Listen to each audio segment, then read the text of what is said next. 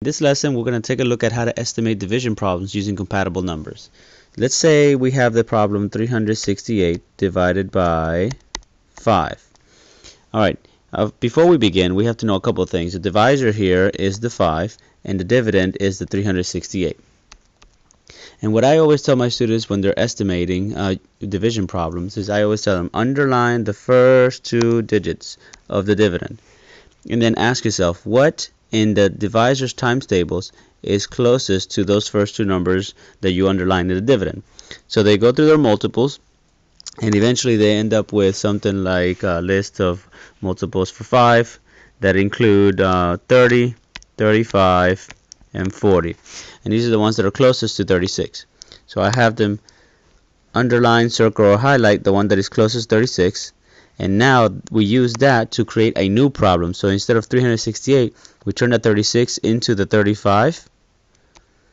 And everything after it, which is the 8 here, becomes a 0. So we have our new problem of 350 divided by 5. This is a lot easier for the students to solve in their head because all they do is ignore the 0 and divide what's left. So we have 35 divided by 5. That gives us 7. And then they plug that 0 back in. So their answer for their estimate problem is 70. Let's take a look at another example. Let's say we have 146 being divided by 3.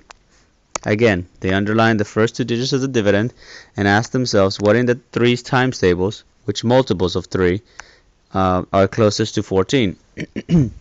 So after creating a list of multiples for 3, they should end up with numbers that are let's see, 12, 15, 18. And out of these 3, the one that's closest to 14 is the 15. So the 14 turns into 15, and everything after it becomes zeros.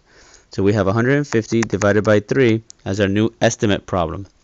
Again, ignore that 0 and plug it back in later and divide what's left. So we have 15 divided by 3.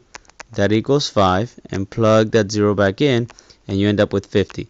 So that is your estimate problem.